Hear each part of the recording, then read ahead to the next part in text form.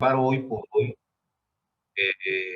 estimo, es el procedimiento jurisdiccional pues más importante que tenemos hoy en México, porque es un procedimiento que abarca o que está inmerso en todas las materias. Todo donde toquemos, donde haya alguna cuestión de derecho, es donde vamos a poder nosotros hacer uso de esta herramienta extraordinaria, de este control de la constitucionalidad denominado juicio de amparo. Voy a tratar, como en la charla anterior que tuvimos el mes anterior, alguien estuvo presente, recuerden que hablamos de la desindexación del salario mínimo y sus consecuencias jurídicas, y para ello pues intentamos, que es la misma mecánica que vamos a seguir en esta pequeña charla, imbuirnos primero, contextualizarnos primero en lo que es la materia de lo que vamos a tratar, sobre lo que vamos a hablar. Para que pues todos, no todos en el foro son abogados, y entonces es importante contextualizar el juicio de amparo, la suspensión provisional y los efectos restitutorios de la misma. Esto como primer situación que resaltamos en nuestra plática. Y la segunda es, recuerden que son pláticas pues, en tiempos cortos realmente, que nuestro objetivo es generar interés, generar precisamente la estimulación hacia las personas, hacia la ciencia del derecho y hacia temas que hoy por hoy estimamos que son sumamente relevantes para nuestra sociedad, para cada uno de nosotros. Entonces, pues vamos a comenzar. Voy a compartirles la pantalla para poder poner una presentación que sí la vemos ya, ¿verdad? Ok. Bueno, pues entonces nuestro tema, lo que nos trae hoy esta agradable tarde de lluvia, se titula precisamente los efectos restitutorios de la suspensión provisional. Y para entender nuestro tema, tenemos que comenzar pues comprendiendo que el derecho es, yo les pido que usen su imaginación. Nos vamos a ir rápido en este preámbulo, no se preocupen. El derecho es como si ustedes pudieran imaginarse un árbol y que ese árbol, en la parte que sobresale de la tierra, donde está sembrado, pues ahí hay una rama que se llama derecho público, otra derecho privado y otra derecho social. En ellas están contenidas todas las materias de derecho. En el derecho público tenemos al propio derecho constitucional, el derecho administrativo, el derecho fiscal, el derecho penal. En el derecho social tenemos pues el derecho del trabajo, el derecho agrario.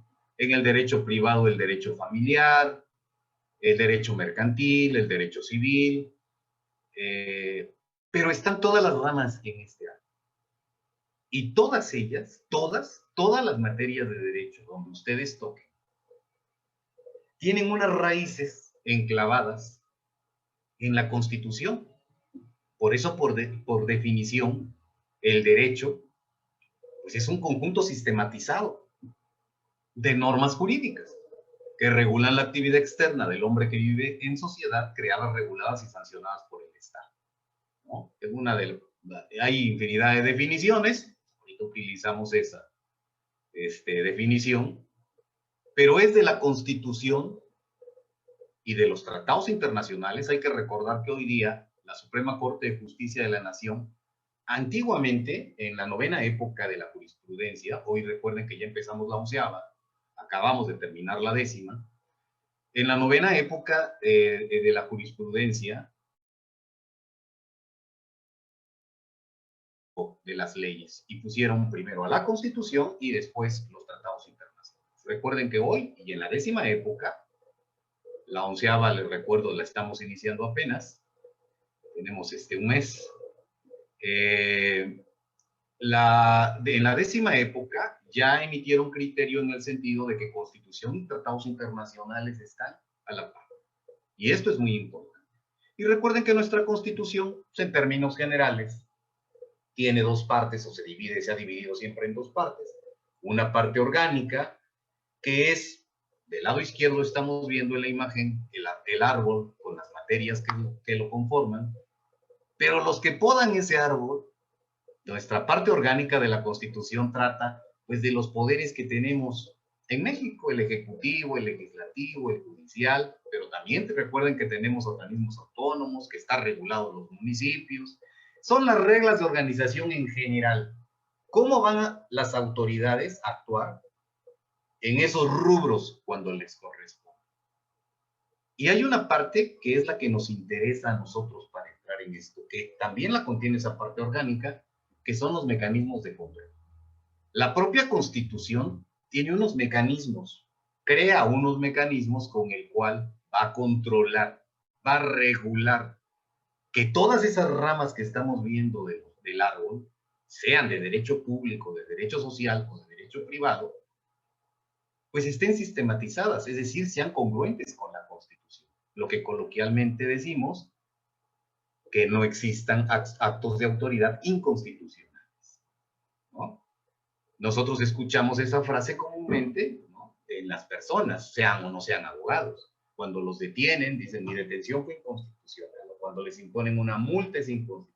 O cuando les cobran un impuesto, la escuchamos comúnmente por parte de esas personas.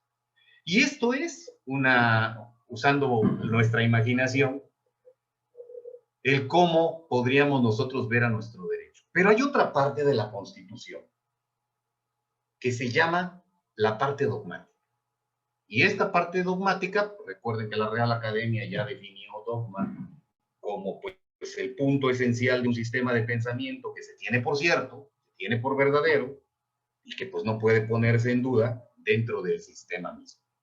¿Qué quiere decir esto? Que en esta parte dogmática tenemos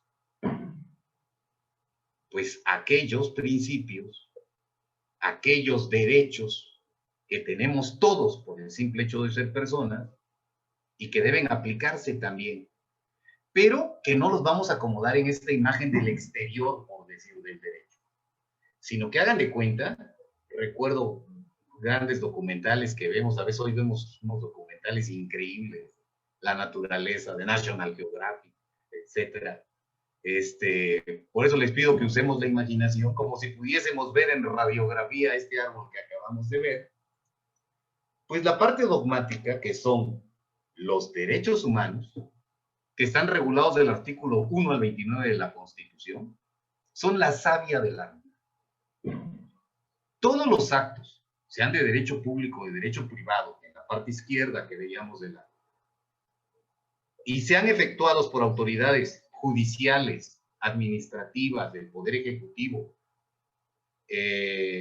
por el órgano legislativo, por los municipios, por los órganos autónomos, todas deben de respetar los derechos humanos. Pero decíamos que la Constitución, en la gráfica anterior, pues tiene mecanismos de control que permiten precisamente esto, que esa savia inunde a todo el árbol. Y dentro de los mecanismos de control, pues podemos, por mencionar algunos, la acción de inconstitucionalidad, la controversia constitucional, que pues hoy le escuchamos mucho, las leyes que se han autorizado, dice el Congreso, voy a promover una controversia, o la Comisión de Derechos Humanos dice una acción de inconstitucionalidad. Tenemos también el juicio político, tenemos la omisión legislativa como un mecanismo de control actualmente, tenemos las recomendaciones de derechos humanos. Pero lo que a nosotros nos importa es tenemos otro mecanismo de control que es el juicio de amparo. Y no es que los otros los menospreciemos, pero el juicio de amparo tiene una característica fundamental. Es un juicio hecho precisamente para que en todos los actos de nuestra vida que tengan que ver con las autoridades, con el derecho, hagamos valer nuestros derechos humanos. Y por eso es tan importante el juicio de amparo. El juicio de amparo, en este sentido, nos va a permitir, cuando lo promovamos, siempre vamos a estar alegando alguna violación a nuestros derechos humanos contenidos en la Constitución o en los tratados internacionales. Este es un medio no solo de control de la constitucionalidad, sino ante la jurisprudencia de la Suprema Corte de equiparar Constitución y tratados internacionales, vela también del control de la convencionalidad. Recuerden que a raíz de la reforma del 2011, que también ahorita ha sido muy mentada, la propia Suprema Corte de Justicia de la Nación sigue en los festejos por los 10 años de la reforma, que fue la que pudo insertar los derechos humanos en la Constitución. Antes se denominaban garantías individuales, pero tenían otro esquema y otro sistema. Hoy por hoy es esa savia, y nosotros vamos como gobernados a poder promover, atacar, combatir los actos de autoridad que no estén, que no tengan, sea de la rama que sea, de derecho público, derecho privado, de derecho social. Si tenemos un proceso penal, fiscal, administrativo, un procedimiento de responsabilidad administrativa o presuntamente que nos puede llegar hasta una inhabilitación, una pensión alimenticia, un procedimiento, incluso procesos de derecho mercantil, societario o de derecho civil, el arrendamiento, etcétera, se tienen que cumplir con los derechos humanos, porque en todos ellos se tiene que cumplir, por ejemplo, con el debido proceso. Un derecho humano contenido en el artículo 14 constitucional. Recuerden que van del 1 al 29 de la Constitución los derechos humanos. Entonces, por eso la importancia de nuestro juicio de amparo. Y en ese sentido, pues nuestro juicio de amparo, ahorita recuerden los objetivos que decíamos de nuestras charlas, que es simplemente, pues, poder excitar, motivar a quienes las escuchan, pues para que se interesen por este mundo del derecho. Pero para estos efectos vamos a decir entonces que el juicio de amparo es un medio de control de la constitucionalidad, a través del cual los gobernados pueden impugnar actos de autoridad que estimen violatorios de sus derechos. Hoy, con los avances que hay en esta materia de derechos humanos, pues ya podemos también impugnar a través del juicio de amparo actos de particulares, siempre y cuando cumplan con los requisitos que señala el artículo 5 de la ley de amparo. Es decir, que se equiparen, que sus acciones se equiparen a actos de autoridad, ¿sí? Para que vean la importancia y cómo está creciendo el juicio de amparo. Pero hasta ahorita lo que queremos es esta comprensión, porque dentro del juicio de amparo es donde vamos a ver la suspensión provisional con efectos restitutorios. Así pues, este juicio de amparo, en México tenemos dos tipos de juicio de amparo: el juicio de amparo directo y el juicio de amparo indirecto. Es muy fácil dilucidarlos, no nos vamos a meter al detalle, pero finalmente el amparo directo procede contra sentencias definitivas. Recuerden que en laboral se llaman laudos, aunque ya con la reforma variará e igual serán sentencias. En Oaxaca todavía tenemos Junta de Conciliación y Arbitraje, pero pronto ya estarán los tribunales que resolverán, ya no dependientes del Poder Ejecutivo, como depende hoy día las juntas de conciliación, sino del Poder Judicial, y emitirán esas sentencias, ¿no? Y las resoluciones que pongan fin al juicio. Estas se combaten vía el amparo directo. Y en el amparo indirecto, aunque el artículo 107 de la ley de amparo señala en cada una de sus fracciones contra qué procede, empieza en la fracción primera contra leyes. Por eso ven que vemos ahora en la televisión, se amparan contra la ley de hidrocarburos, se amparan contra la ley fulana de tal, ¿no? O contra actos de autoridad. Acabamos de ver que detuvieron a este rumano por la clonación de tarjetas y dices, se ampara por la extradición que pretende hacerse de esta persona. Entonces, por un criterio de exclusión, para hacer genérico esto, el amparo indirecto procede casi contra todo. Claro, va a seguir algunos principios, ¿no? Primero tenemos que agotar los recursos ordinarios, etcétera. Pero es amparo directo y amparo indirecto. Así es como lo vamos a ver. Y en estos dos tipos de amparo, pues hay un procedimiento. Ese procedimiento en ambos juicios, pues se lleva a un juicio principal, que es pues sumamente parecido procesalmente a todos los juicios que tenemos en México, como no es nuestro tema, también diremos de manera genérica que inicia con la demanda y culmina con una sentencia. Sin olvidar, desde luego, pues que hay recursos que se pueden interponer contra esas sentencias, que son otro tema muy amplio, muy novedoso del amparo. Porque antes ese amparo directo y el amparo indirecto, también lo conocíamos al amparo directo como amparo uninstancial, porque ya no había otra instancia, ya no podíamos hacer otra cosa si perdíamos ahí. Y al amparo indirecto se le conocía como instancial, porque todavía podíamos interponer el recurso de revisión para que, como su nombre lo indica, se revisara, se analizara por una autoridad superior, un tribunal colegiado, la sentencia que había emitido el juez de distrito. Pero hoy ya ambos son biinstanciales. Entonces, en ambos cabe el recurso, ¿sí? En términos coloquiales, en términos prácticos, por experiencia, más o menos estos juicios duran unos 6 meses. En promedio pueden durar más, pueden durar menos, dependiendo de la materia del procedimiento de amparo que se esté instaurando. Pero derivado de esta situación que se da en todos los procesos, pues se resuelven a lo largo del tiempo, en algunos años. He visto procedimientos de herencias, por ejemplo, intestamentarios, que duran 15, 20 años. Y es por eso que en todos los procesos el juicio de amparo no está exento de ello. El juzgador de amparo, la autoridad en el amparo, dicta una medida cautelar muy especial. Es una medida cautelar, ¿por qué? Porque tiene que conservar la materia del juicio. ¿De qué sirve si tú tienes un negocio y el municipio de Oaxaca piensa que cometiste una irregularidad administrativa en ese negocio y por ello te impone una sanción y te clausura 3 meses? ¿De qué serviría que promovieras el amparo si más o menos dura 6 meses? Aunque se te conceda cuando termine y se declare inconstitucional el acto, pues ya estuvo cerrado 3 meses tu negocio. Ya no tiene razón de ser el juicio. ¿De qué sirve un amparo en un interdicto de obra nueva, de una obra peligrosa, que se esté haciendo y que tú le digas a un juez a través del amparo, oye, deténla porque pues, es una obra peligrosa y está violando los derechos de seguridad de las personas?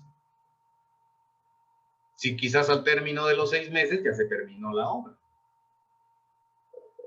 Entonces, ¿cuál es la parte importante? Que en este juicio, como en casi todos los que existen, pero con diferentes medidas cautelares, en el juicio de amparo hay una medida cautelar especial. Y esta medida cautelar especial se llama suspensión. Cuando escuchamos en la televisión, fulanito, ya el juez le concedió un amparo, no es que ya haya ganado. Realmente lo que están tratando de decirnos es que le concedieron la suspensión.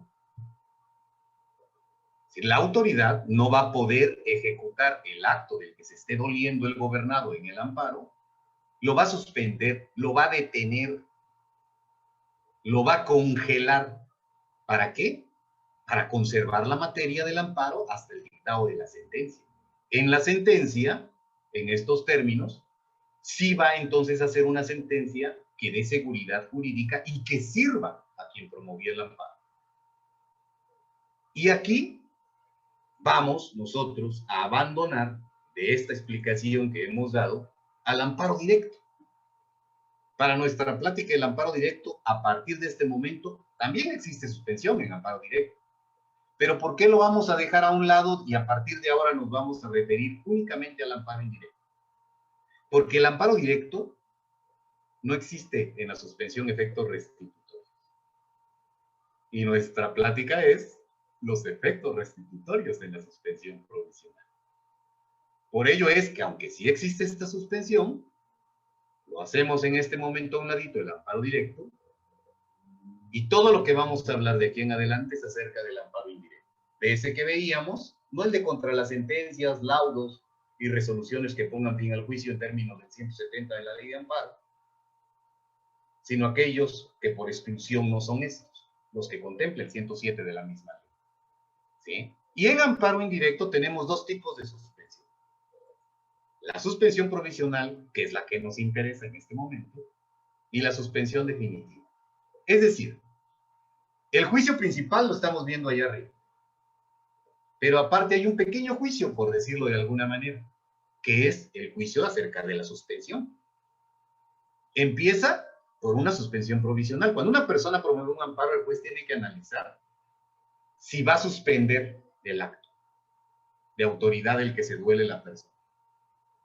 Va a pedir unas pruebas dentro de ese mini proceso y al final va a decidir si sí otorga esa suspensión hasta que se dicte sentencia. Esa es la suspensión definitiva.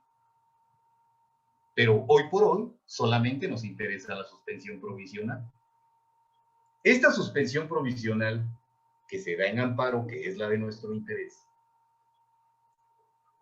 ¿cómo se define la suspensión provisional? Bueno, es una medida cautelar, lo acabamos de decir. ¿Por qué? Porque previene que tengamos materia para la sentencia. Es autónoma, no depende del juicio de amparo. Depende de otras situaciones que ahorita las vamos a ver rápidamente. Y que de manera oficiosa o a petición expresa, es decir, la suspensión, dependiendo del derecho violado que tú alegues, el juez te la tiene que conceder de oficio. Por ejemplo, si es un ejido y alega que le intentan despojar de sus tierras, el juez, aunque no lo pida, le tiene que conceder la suspensión provisional. De plano, de oficio. Pero hay otros casos, como el que decíamos de la clausura, en que si tú no se la pides al juzgador de amparo, pues él no te la va a conceder. Si después se queda sin materia el amparo, pues es una situación que tú tienes que promover, que tú tienes a través del profesionista que estés ventilando este juicio, pues tienes que vigilar de solicitar la suspensión de amparo. Y por eso la suspensión de amparo hoy cobra una importancia muy grande, trascendente, decía.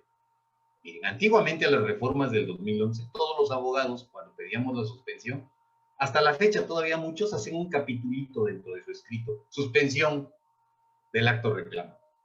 Y ahí en 5 líneas ponen que la solicitan y que agregan copias por duplicado para que se aperture y que le solicitan al juez que suspenda la. Pero hoy ha cambiado. Hoy realmente ese mini proceso tiene que ser analizado, porque dependiendo de cómo lo solicites y lo que pidas, es si se te va a conceder o no se te va a conceder. Se abre un pequeño incidente, o vía de plano decimos cuando es oficiosa, por los que el juzgador ordena la paralización del acto reclamo. Y aquí viene lo importante. Cuando sea procedente, no solo suspende el acto,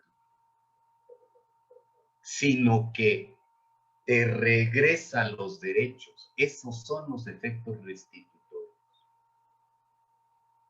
Si tú alegas, por ejemplo, una clausura, con la simple interposición de tu amparo, si tú solicitas la suspensión provisional y lo haces pidiéndola en tu escrito con efectos restitutorios, el juez te la va a conceder no para que se suspenda la autoridad su acto, porque ya está clausurado, sino para que abras tu negociación en tanto se dicta la sentencia. Es decir, tiene efectos restitutorios la suspensión, porque te restituyen el derecho que tú estimas violado. Y antes esto no se podía. Antes la teoría, antes de los derechos humanos del 2011, la teoría del derecho en materia de amparo era pues que los actos consumados, pues ya no había nada que hacer. Ya no podíamos restituirlos, ya estaban realizados. Los actos negativos, pues ya no había nada que hacer. Pues es una negativa. ¿Cómo le digo o cómo hago para imponer una suspensión? ¿Sí? Hoy por hoy ha cambiado el trámite de la suspensión y de manera eventual o temporal te regresan, por decirlo, te regresan tus derechos humanos que tú estimas violados. Claro, el juez tiene que revisar lo que se denomina apariencia del buen derecho. Esto es, al ver tu demanda, tiene que ver que efectivamente tienes una gran posibilidad de obtener una sentencia favorable y que consecuentemente, por ello, estima que si es procedente, si es jurídica y materialmente posible, restituirte en el derecho que tú alegas que te fue violado. ¿Sí? Por ejemplo, un traslado penitenciario.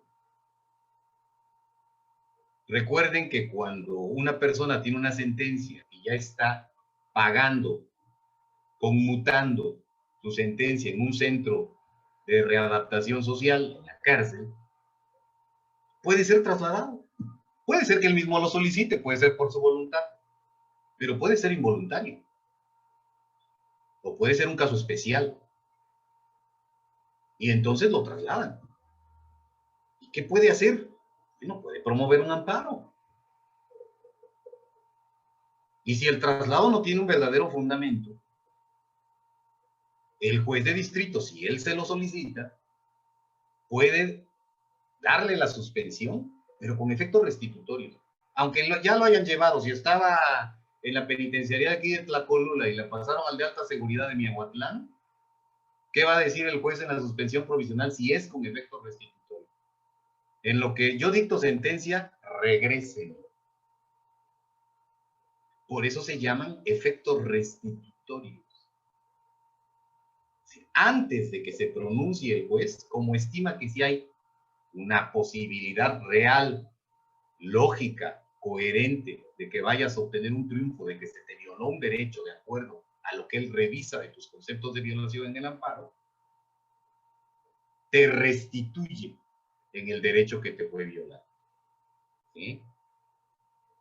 Entonces recuerden, esta suspensión, reitero, es oficiosa de plano o incidental o a petición de parte. Y recuerden que sus fines, pues es mantener viva la materia del juicio, pero el otro es el que nos interesa para el efecto restitutorio. La inmediata protección eventual o temporal de los derechos humanos. Esto es restituirle al gobernado. Le va a devolver el derecho humano que le fue violado provisionalmente, no hasta que dicte la sentencia. Porque ese es un gran problema que tenemos en México en otro tipo de procesos todavía. El juicio de amparo y el derecho constitucional han avanzado mucho en las últimas décadas. Tienen un avance verdaderamente admirable. Porque en otras materias, la gente y el mexicano, el gobernado, cualquier persona que a veces promueve juicios en el fuero común o incluso en el fuero federal, se duele de que no hay justicia, porque justicia que no se aplica a tiempo no es justicia. Se duele de que no cuenta con estos efectos restitutorios y entonces tiene que esperar hasta la emisión de una sentencia para que le sean respetados de manera obligatoria sus derechos humanos. El fundamento del efecto restitutorio de la suspensión pues lo tenemos en el artículo 107 constitucional, su fracción décima, que es la que regula la suspensión, y en particular en el 147 de la ley de amparo, que ahí lo tengo resaltado en azul, ahí lo pueden ver ustedes, que dice, atendiendo a la naturaleza del acto reclamado, ordenará que las cosas se mantengan en el estado que guarden y, de ser jurídica y materialmente posible, restablecerá provisionalmente al quejoso en el goce del derecho violado mientras se dicta sentencia ejecutoria en el juicio de amparo. Le va a restablecer el derecho violado hasta en tanto se dicte la sentencia. ¿Cómo lo va a hacer? ¿Qué se necesita para que nos restituya? Bueno, si no es materia oficiosa, el que quiera ver cuándo es oficioso, pues está el artículo 126 y 127 de la ley de amparo. Recuerden que la suspensión está regulada en la ley de amparo a partir del 125, antes era el 124, y que va al 169, ¿no? Dividiéndose en los últimos en la materia penal exclusivamente. Pero en el 126 señala con mucha claridad que en aquellos casos en que se reclamen actos de autoridad que violenten derechos humanos garantizados por el artículo 22 de la Constitución, que son la vida, la libertad, las posesiones, la propiedad, pues va a ser oficiosa la concesión de la suspensión. También contempla aquellos casos en que núcleos de población ejidales o comunales, por actos de autoridad, pues estén en riesgo, puedan perder sus tierras. También concederá la suspensión de manera oficiosa. Ahí vienen las hipótesis para el que quiera verlo. En el caso del 127 viene la extradición y aquellos casos en que haya peligro inminente por la violación cometida en derechos humanos. Y en el 128 podrán ver los que son a petición de parte, que por exclusión pues son todos los demás. Pero el hecho es que tanto en una como en la otra, la oficiosa como en la petición de parte, aplica el que sea, siempre y cuando sea jurídica y materialmente posible, en que te restituya ese derecho violado. La única diferencia es que cuando es oficiosa, bueno, el juez lo determina. Pero cuando es a petición de parte, nosotros tenemos que pedirlo y tenemos que saber hacerlo. Por eso ahora el capítulo de suspensión provisional de nuestros juicios, de nuestras demandas de amparo, tiene que ser verdaderamente preparado. No 5 párrafos donde simplemente solicitamos que se abra el incidente y que se nos conceda la suspensión. Tenemos que abundar. Es un mini proceso, pero es verdaderamente un juicio autónomo dentro del amparo. ¿Y qué nos va a permitir? Mientras gozar del derecho que digo que se me violó. ¿Sí? Ahora, ¿cuál es ese procedimiento? Primero, debe de ser procedente mi suspensión provisional. Porque recuerden que la suspensión provisional...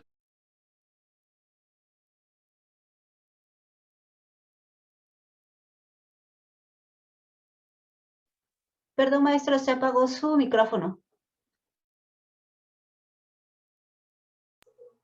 Ahora sí. Gracias.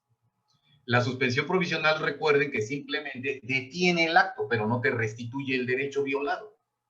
Lo detiene, simplemente. ¿Sí? El acto de autoridad del que te dueles. Entonces, para que proceda a una suspensión provisional, pues se necesita primero pues, que lo solicites. Cuando, o que sea oficioso, que haya un interés jurídico suspensional, es decir, que afecte tus derechos. Si no se suspende, me afecta. Que no se cause perjuicio al interés social o se contravengan disposiciones de orden público. La apariencia del buen derecho y que haya un peligro en la demora o que los daños sean de difícil reparación. Cuando hay cualquiera de estas situaciones, el juez te va a conceder la suspensión, pero una suspensión genérica, no restitutoria.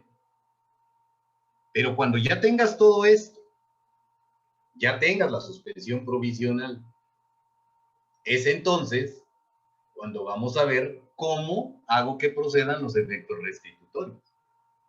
Recuerda también algo muy importante, aunque tengas la suspensión provisional, aunque sea la simple o con restitutorios, esta no va a proceder mientras no cumpla los requisitos de eficacia. Es decir, mientras no des una garantía, tu contraparte tiene derecho a otra contragarantía, excepto cuando eso implicara que nos quedáramos sin materia en el juicio de amparo. Pero eso por eso se llaman requisitos de eficacia. Ya está concedida la suspensión provisional, pero el juez de distrito pone requisitos de eficacia. Si tú, por ejemplo, tu asunto es un desalojo, ya te ganaron un juicio, ya está la orden para que desalojes un inmueble, pero resulta que el inmueble, pues el juicio lo perdió una persona que pues, puede tener una relación contigo, una relación, no sé, matrimonial, pero pues, hay una sociedad conyugal y a ti no te llamaron a juicio, a la esposa o al esposo. O puedes estar arrendando, o puedes estar gozando de un derecho real, el usufructo. Y entonces tú dices, no, pues yo, se está violando una garantía individual, un derecho humano hoy, en mi contra. ¿Cuál? Pues el debido proceso. No he sido oído ni vencido el juicio y ya me quieren lanzar. A mí no me demandaron. Y promuevo mi amparo. Y va a decir el juez, sí, te concedo la suspensión, pero por si pierdes el amparo, porque también puedo ocasionarle daños al que estás perjudicando, el que quiere el desalojo, te impongo una garantía de tanto. Ya no tiene que ver con el otorgamiento de la suspensión, tiene que ver con su eficacia. Mientras no des la garantía, no vas a poder hacer que surte efectos esa suspensión. Pero ahí estamos frente a una suspensión simple. La suspensión con efectos restitutorios, por ejemplo, el caso que yo les puse y que ya hay una tesis al respecto. Está su registro digital para quien le interese, es el 2022-582, que es en los casos de traslado cuando lo ordena la autoridad administrativa, cuando no hay intervención de una autoridad judicial. Ahí es procedente que te concedan efectos restitutorios. Es decir, que te regresen a donde estabas. En lo que después ve si es procedente o no.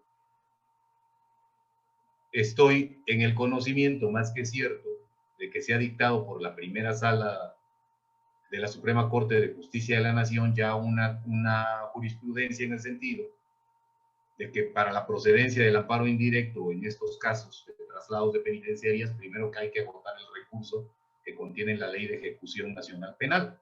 Pero ese es otro tema. Pero finalmente hay efectos restitutorios. Eso sería una cuestión de procedencia ya del amparo. Estos efectos restitutorios, ¿cómo los definimos entonces? Es el restablecimiento provisional al quejoso en el goce del derecho que acuse violado, lo que hemos dicho. En tanto se dicta la sentencia en su juicio. Por ello también se le denomina efectos anticipatorios, como si te diera un anticipo de la sentencia, de lo que estás pidiendo. Como el juez ve que sí es probable que ganes, te da un anticipo de tu triunfo. Y te dice, como yo anticipo que sí vas a ganar, te doy la suspensión con efecto restitutorio. Es decir, si te estabas doliendo de una clausura de tu negocio, háblelo. Si te estabas doliendo de un traslado a otra penitenciaría, regrésenlo en lo que dicto sentencia.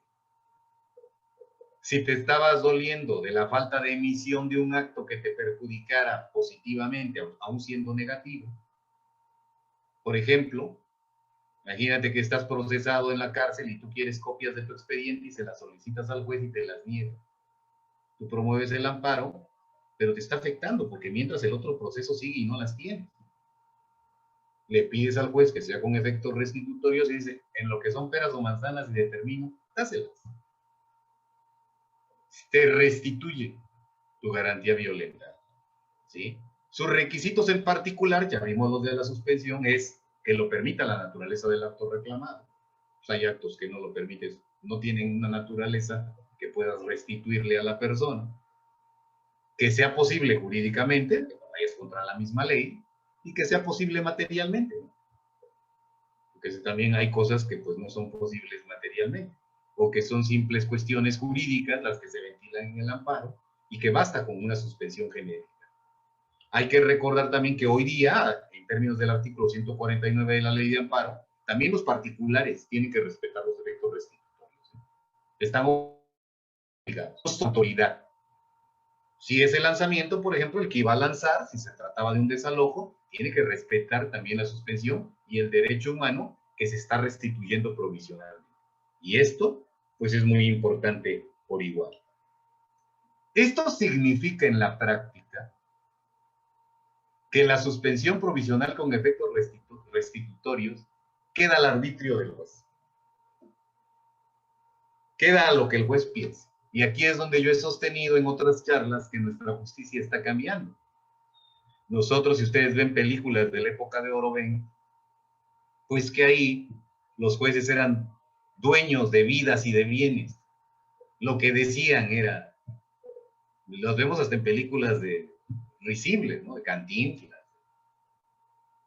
Y después se cambió el derecho, porque pues, el ser humano es mala levadura y empezó a haber un abuso de esa potestad de los juzgadores, pero se restringió tanto que el juez ya no dictaba justicia. Era un procesalista que tenía que seguir pues, el derecho procesal. Y si eso llevaba o conllevaba una sentencia, la emisión de una sentencia, aunque fuera injusta, pues era conforme al derecho. Hoy estamos volviendo, pero en un término medio, un término ecléctico, a una postura en la que el juzgador, cuando menos en materia de amparo, puede aplicar su criterio. Lo que no significa que sea un criterio arbitrario, no, sino en el marco de los derechos humanos, en el marco de lo que le permite la ley de amparo, e incluso cuando existan varios derechos humanos encontrados en la ponderación de los mismos. Porque a veces las partes en un proceso, ambas esgrimen violación a sus derechos humanos. Puede ser que un padre en un litigio por la custodia de un menor diga, no me permiten verlo. Y yo tengo un derecho humano consistente en poder convivir para hacer la relación familiar con mi menor hijo. Pero puede ser que la otra parte diga, sí, pero el menor tiene el derecho humano pues, de vivir tranquilo, de vivir en paz.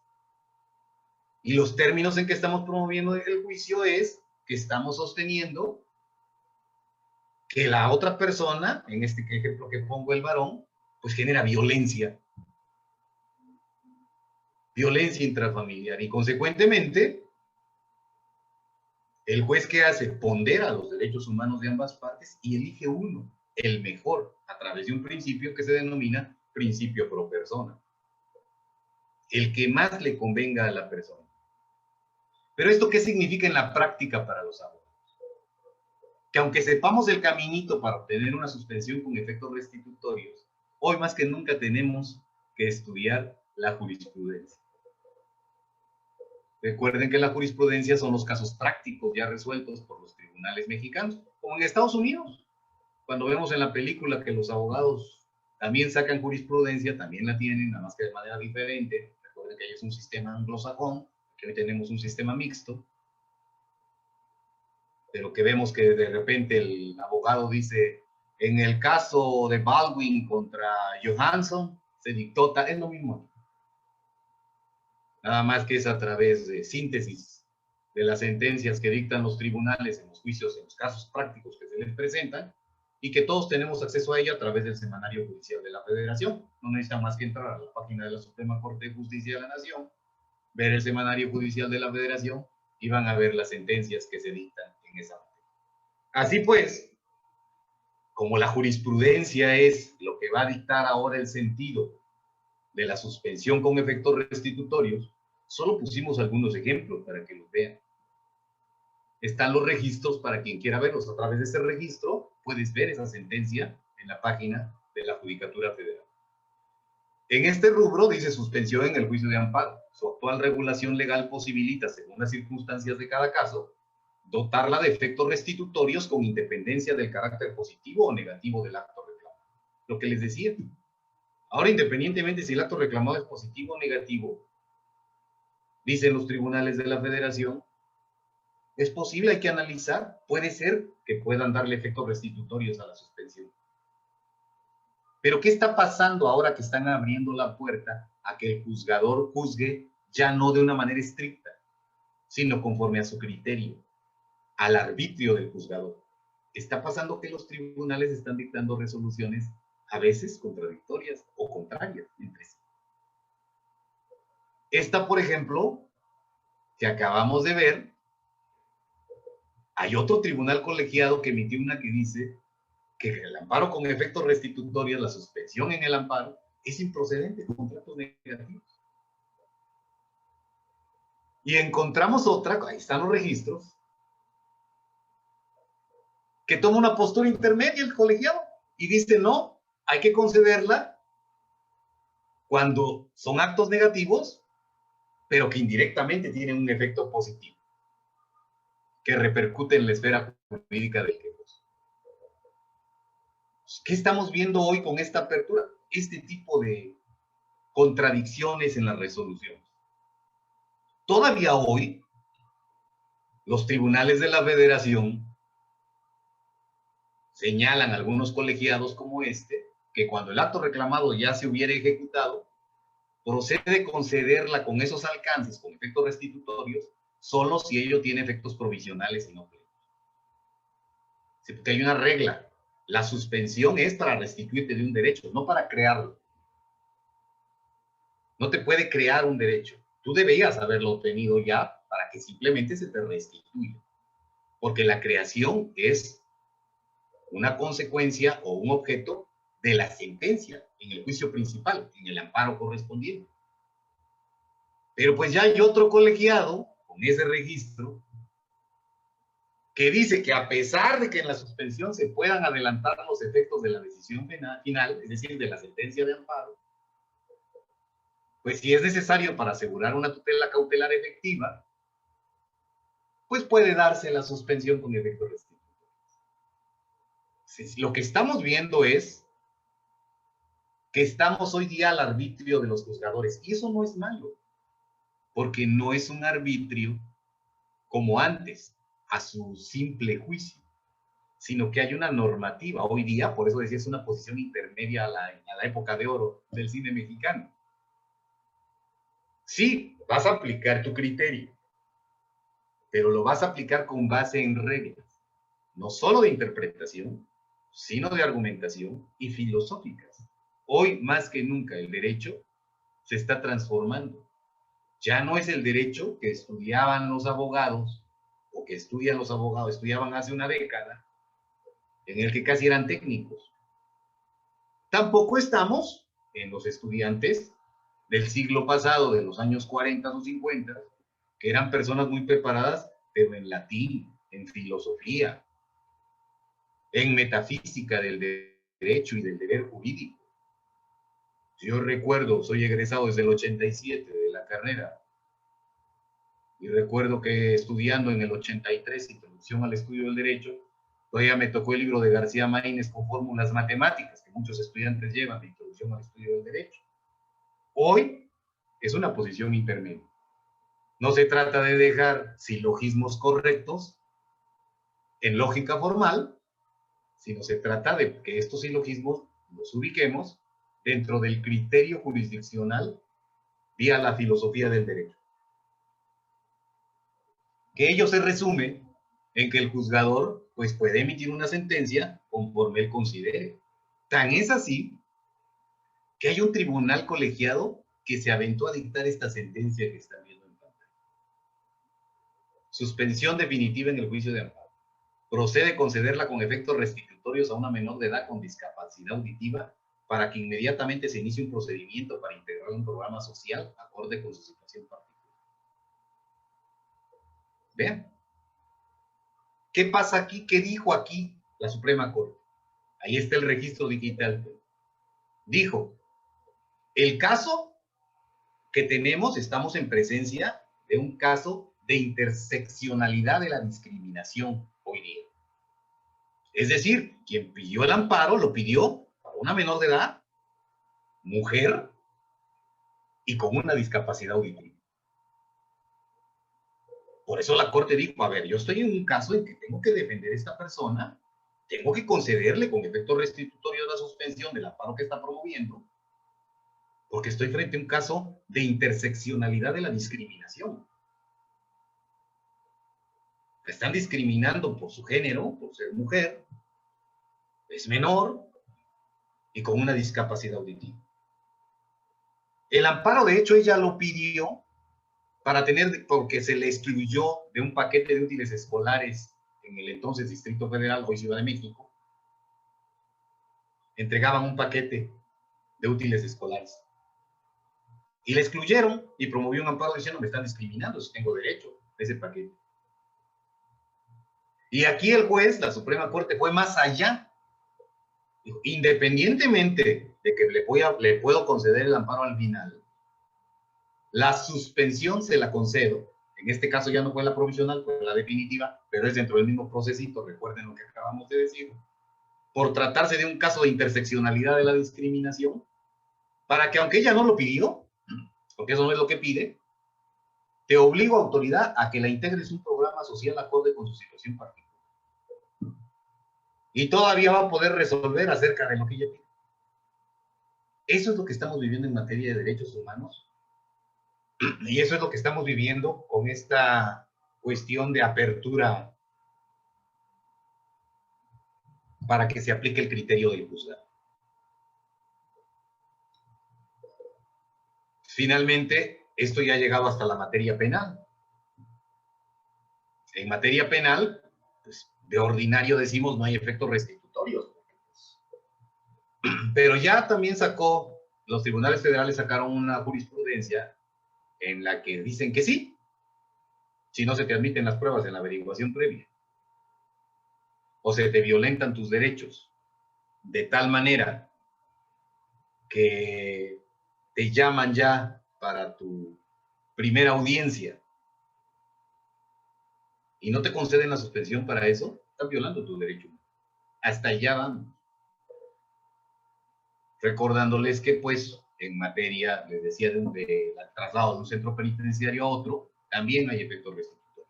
Sin que choque con ello la nueva resolución, la nueva determinación que en junio emitió la Suprema Corte, la primera sala de la Suprema Corte, en el sentido de que para que procediera el amparo directo contra el traslado, primero tiene el reo que cumplir con el principio de definitividad y luego entonces tiene que ir con el recurso correspondiente de apelación que prevé el artículo 52 de la Ley Nacional de Ejecución Penal. Y aunque lo dijo la primera sala de la Suprema Corte de Justicia de la Nación,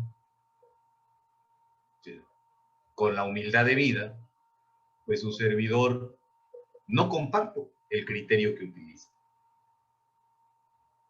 No lo comparto porque su criterio jurídico es que conforme al artículo 61, fracción 20, como si existe un recurso para confirmar, modificar o revocar esa determinación de traslado, no procede el amparo indirecto.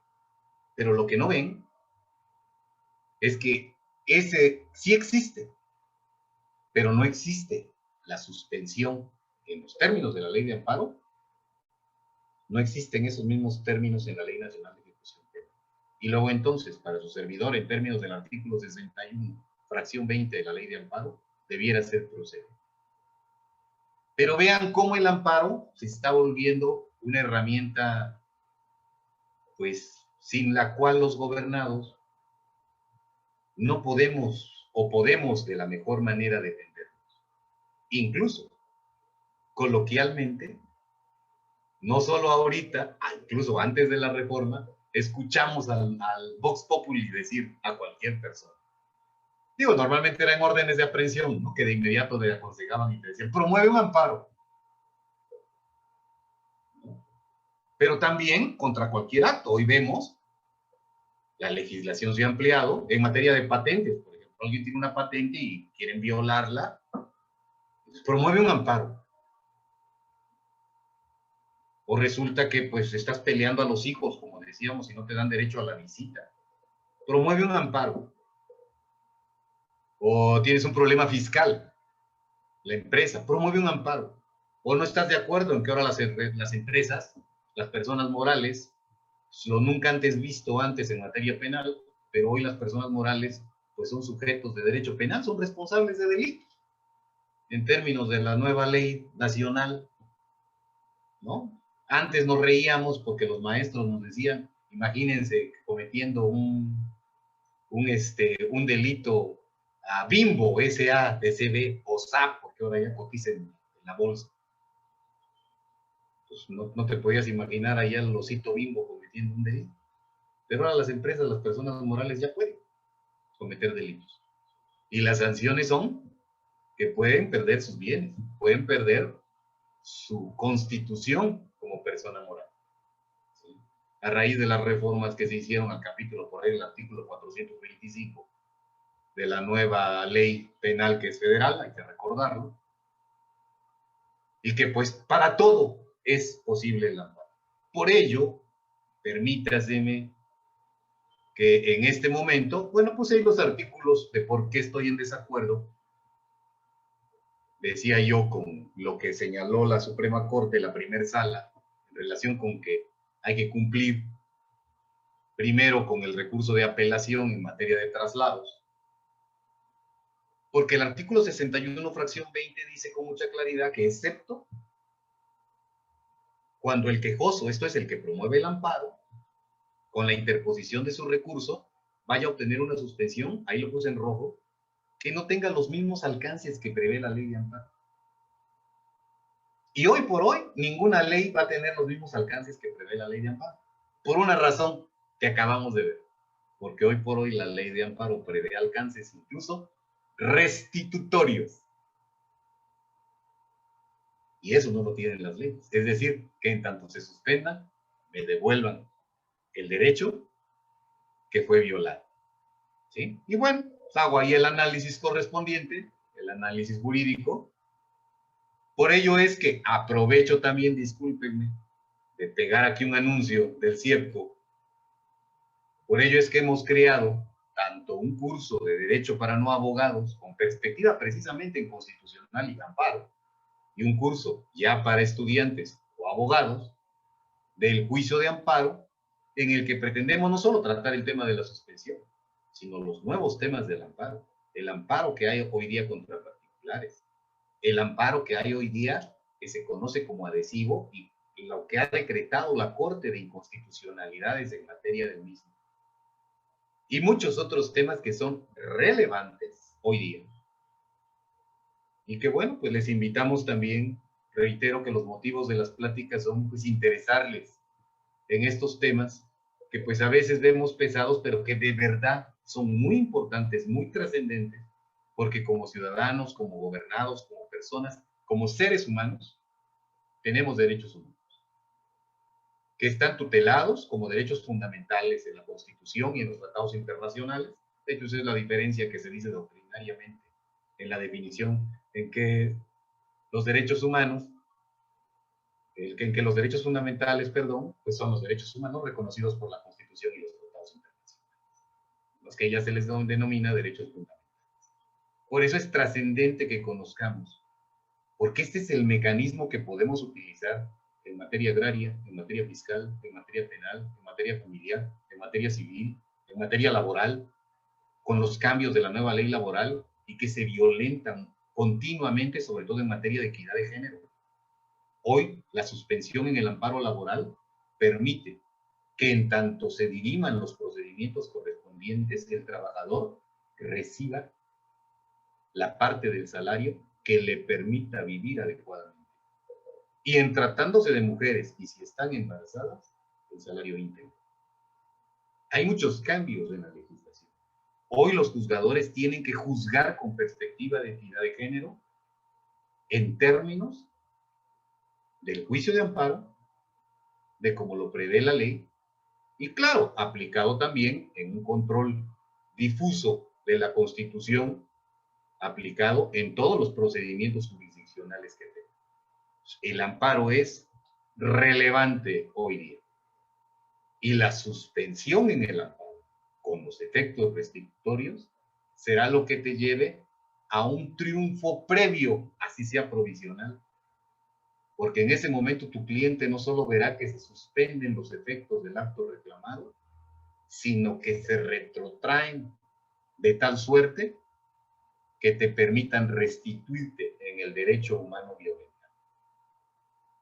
Pues esperemos que les haya interesado el tema. Sé que este tema es un poco más tendiente al ámbito jurídico, específicamente más técnico de derecho, pero bueno, hay que recordar que en el equipo que estamos conformando hoy en el CIEPCO, en este pues, Centro de Estudios de Derecho y de Psicología de Oaxaca, pues que tenemos esta disposición, este proyecto y este objetivo, pues de poder servir a la sociedad y de poder plantear, parte también como el ejercicio de un derecho humano, pues el invitarles, el proyectar y el ofertarles los servicios de los que estamos nosotros, ponemos ahí los datos del CIEPCO y dónde estamos también físicamente, y pues estamos nosotros para servir. Y esto es lo que ha sido los efectos restitutorios. No sé si se haya registrado ahí nuestros compañeros del CIEPCO, si hay alguna pregunta, algún cuestionamiento acerca de esta suspensión con los efectos restitutorios, pues estamos a la orden para servir. Muchísimas gracias. Muchas gracias, maestro. En el chat no tenemos ninguna pregunta, sin embargo, si hay alguien que quiera hacer una pregunta directa, abriendo su micrófono. José Carlos, por favor. Hola, buenas tardes. Yo tengo una pequeña pregunta. Si mal no tengo entendido, el juicio de amparo se realiza después de una sentencia dada en un juicio previo. Entonces, como que me causa un poco de conflicto, ¿cómo podría utilizar un amparo en contra de un particular si el particular no puede llegar a ninguna resolución conforme a mi persona? ¿O cómo aplico el juicio de amparo contra un particular? Bueno, son dos cosas las que estás preguntando. Te respondo la primera. Recuerda que en nuestra presentación dijimos que hay dos tipos de amparo, el amparo directo y el indirecto. Y que el amparo directo, que es el que, al que tú haces alusión, ese es el amparo que uno promueve contra las sentencias en un proceso previo, que hay derivadas de un proceso previo, que es lo que tú acabas de mencionar. Pero ahí no hay efecto restitutorio. Recuerda que por eso dijimos, abandonamos, dejamos el amparo directo a un lado, y a partir de ahora, dijimos en esa diapositiva, nos vamos a dedicar al amparo indirecto. El amparo indirecto procede contra cualquier acto de autoridad que esté violando tus derechos humanos. No necesariamente dentro de un proceso jurisdiccional. Puede ser un proceso de otra naturaleza. ¿Sí? Y ahora bien, lo que tú preguntas acerca del particular, que esa es otra cuestión, bueno, a raíz de la reforma de los derechos humanos, de hecho en Latinoamérica, han ido más allá todavía algunos países, ¿no? En sus constituciones. Argentina en este momento que está viendo acerca de una reforma que amplíe incluso los actos de los particulares.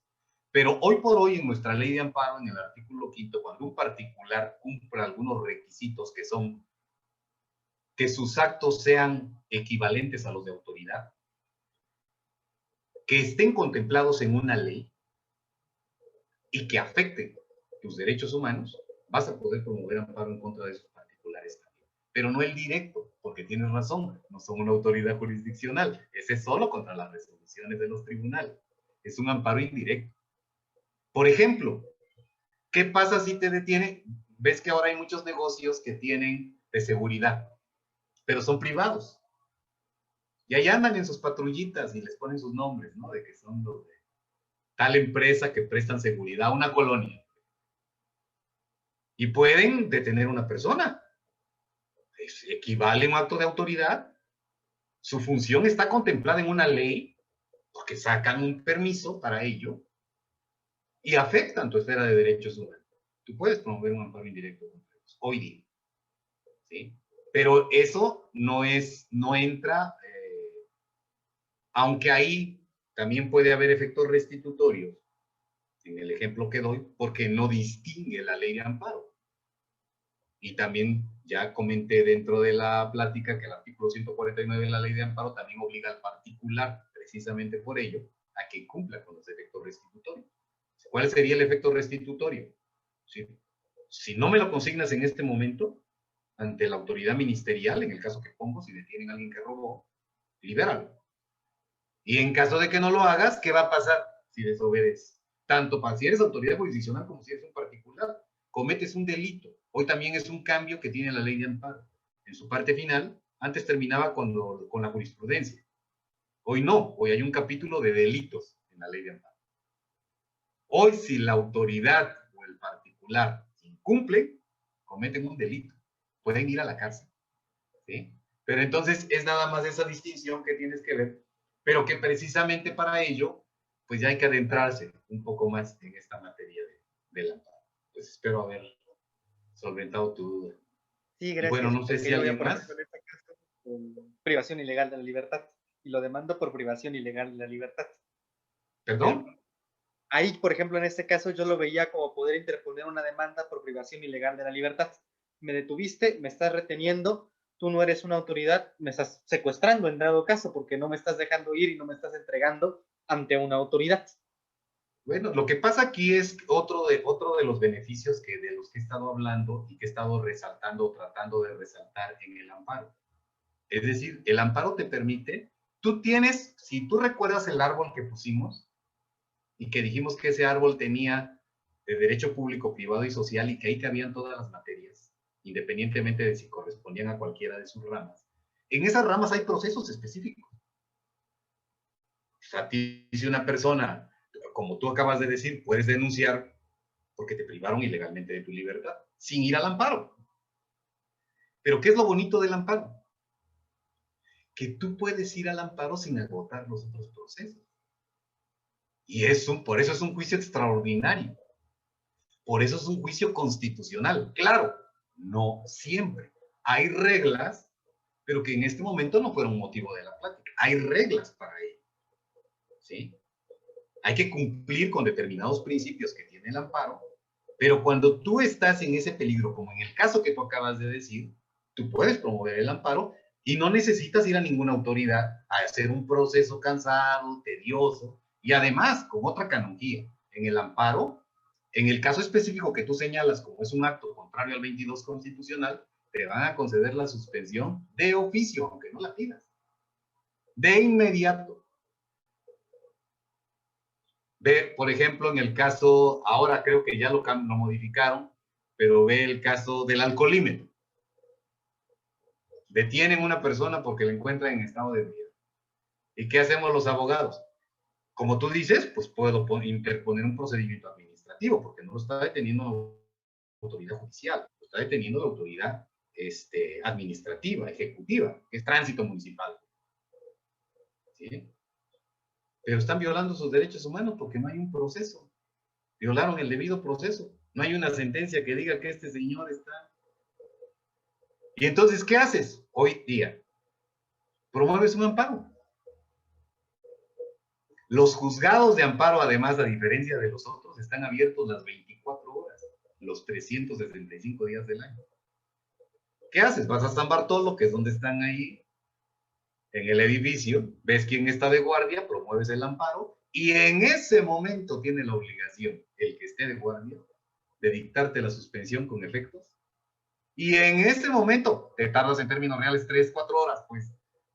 Pero vas con el actuario y te entregan a la persona detenida. Eso es lo bonito del amparo. Es un proceso extraordinario, habida cuenta de las reglas y principios que hay que cumplir en el mismo. Pero bueno, esa sería la respuesta a tu inquietud. Gracias. Y bueno, pues no sé, si no hay alguien más, pues no me queda más que agradecerles. Les reitero, sé que a veces la materia de amparo a veces se ve un poco complicada. No debiera de ser.